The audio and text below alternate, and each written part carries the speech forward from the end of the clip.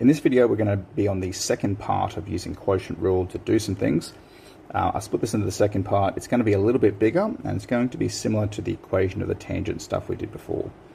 Okay, so determine the derivative of this function and determine the gradient at the point where x is 0. Very similar to equation of tangent. So I'm always going to start with, it's a function divided by a function, or equation divided by an equation. So I need to use my quotient rule.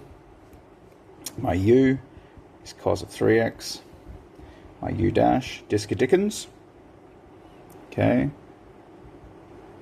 Disker-Dickens says the derivative of cos is negative sine, and he knows, we don't doubt that.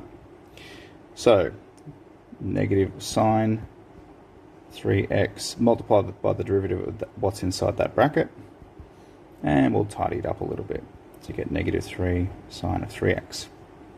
That's my u dash. My v is 2 to the ex, 2e to the x, sorry, take x. So my v dash, just the derivative of all this in pieces, is 2 e to the x.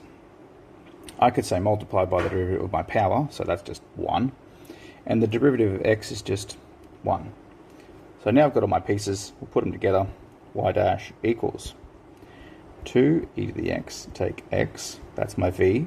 My u dash is multiplied by negative 3 sine 3x, take u, cos of 3x, multiplied by v dash, so multiplied by 2 e to the x, take 1, all divided by v squared, 2 e to the x, take x squared.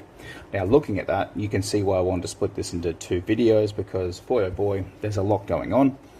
Now, because I'm just substituting into that, I'm not doing anything else with it, or trying to solve for anything right now. I'm not trying to solve where the derivative is equal to 0. I'm trying to solve for what the derivative is when x is equal to 0.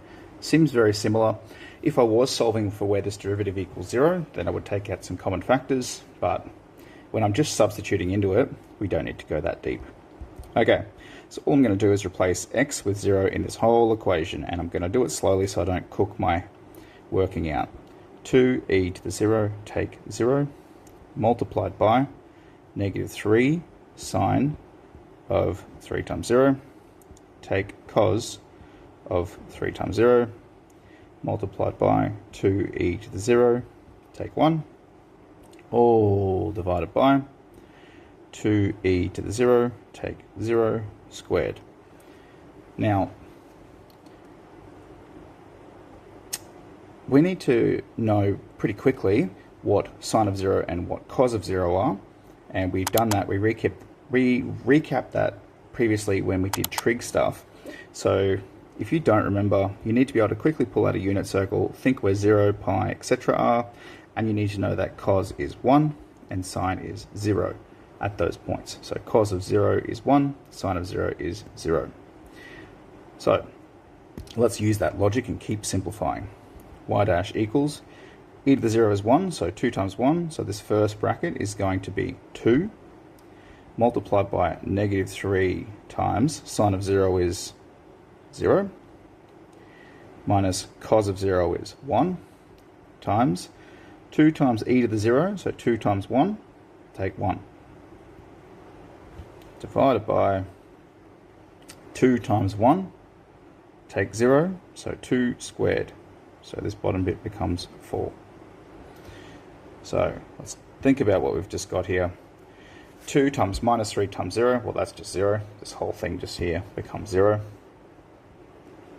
And then we've got minus 1 times 1, so minus 1 over 4. So this whole equation just becomes negative 1/4.